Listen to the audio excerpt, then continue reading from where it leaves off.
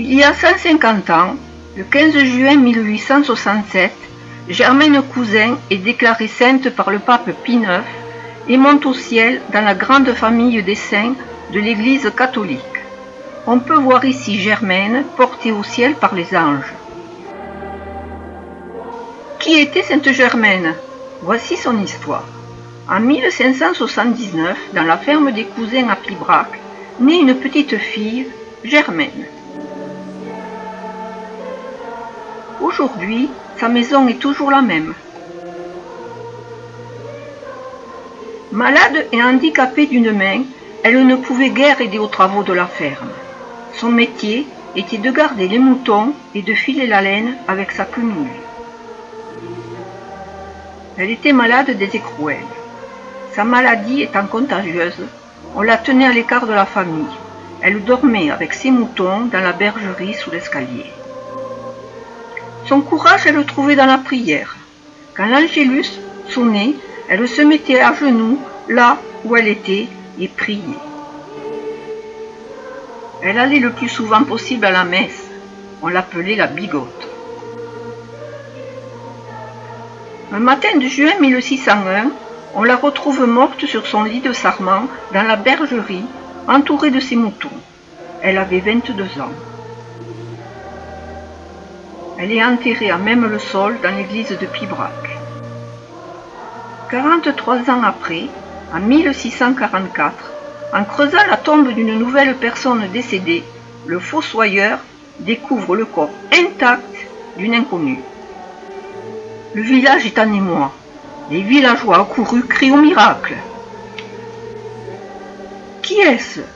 Les anciens se souviennent et reconnaissent aux cicatrices du cou et à la main infirme celle qui habitait à la ferme des Cousins. C'est Germaine Cousin.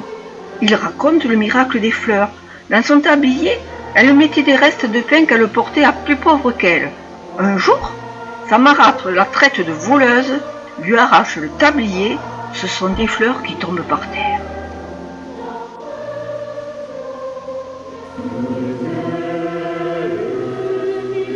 Il raconte encore l'épisode de la quenouille.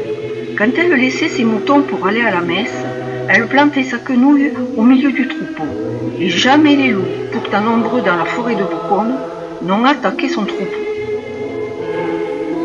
Il raconte aussi le miracle de la traversée du Courbet. Pour aller à la messe, Germaine devait traverser le Courbet.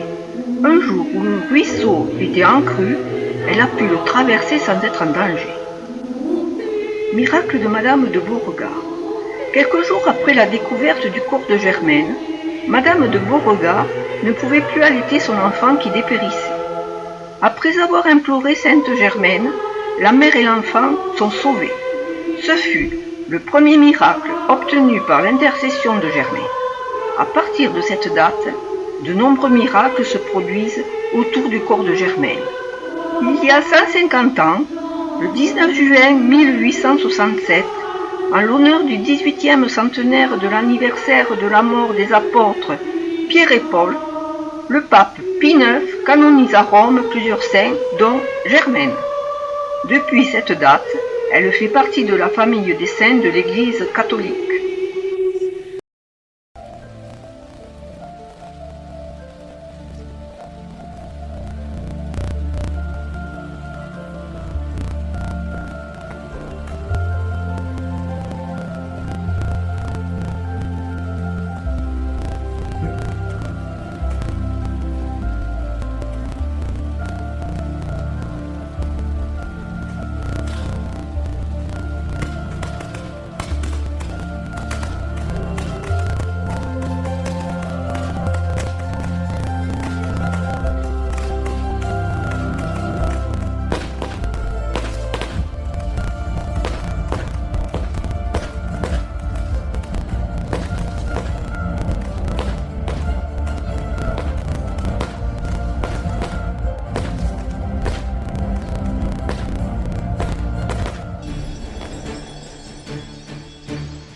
Après la reconnaissance par l'Église de la sainteté de Germaine, la foule qui venait à Pibrac était si nombreuse que l'église paroissiale était devenue trop petite. Il fallut donc envisageait de construire une nouvelle église et même une basilique. Après bien des études, il fut décidé de réaliser une basilique de style romano-byzantin d'après les plans de l'architecte toulousain Esquier, Grand Prix de Rome. Ce projet grandiose semblait réalisable étant donné l'afflux des pèlerins et leur générosité.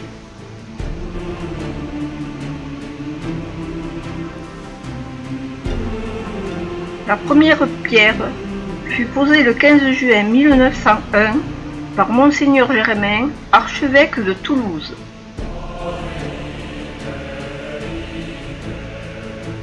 Très vite, dès le démarrage des travaux, les premières difficultés se présentèrent. Tout d'abord, le manque d'eau pour alimenter les travaux. On a dû construire une éolienne et un château d'eau pour l'approvisionnement du chantier. Le château d'eau existe toujours dans les jardins du prieuré.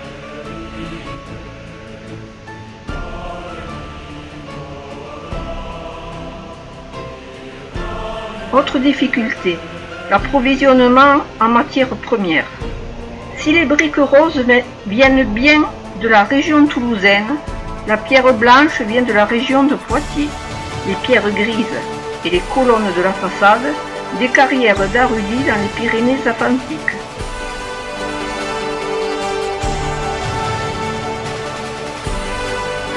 En 1906, le chantier était bien avancé et devenait impressionnant. Les blocs de pierre sont taillés sur place.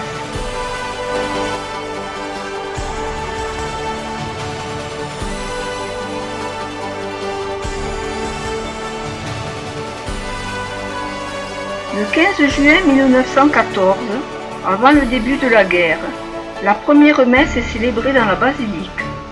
Les travaux sont suspendus pendant la période des deux guerres.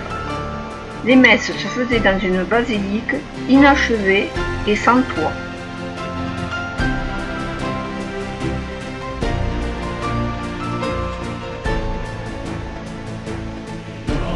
Le manque d'argent et la nécessité de devoir utiliser l'édifice obligent les responsables à prendre deux décisions radicales. La commission de la basilique valide en 1957 l'utilisation du béton et une modification des plans d'origine.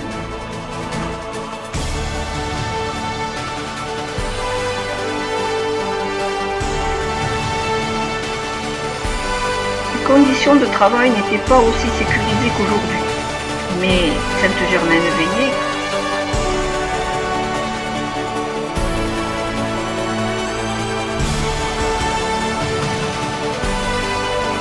Avant la mise en service de l'édifice, l'esplanade reliant l'église et la basilique est ouverte le 15 juin 1937.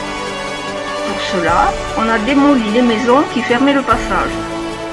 Photos prises depuis le clocher de l'église.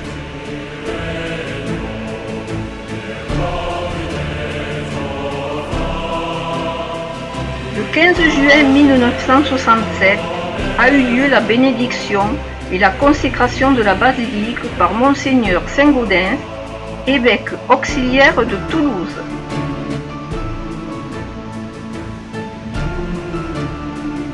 L'autel rond de la basilique est consacré à Sainte-Germaine.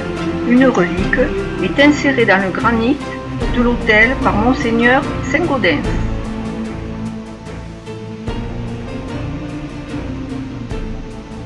Le titre de basilique n'ayant jamais été demandé à Rome, c'est seulement en 2007 que la demande a été faite.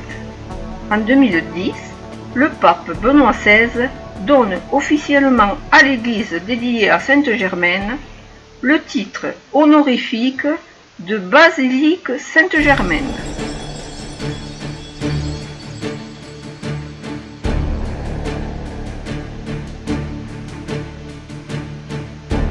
La basilique Sainte-Germaine aujourd'hui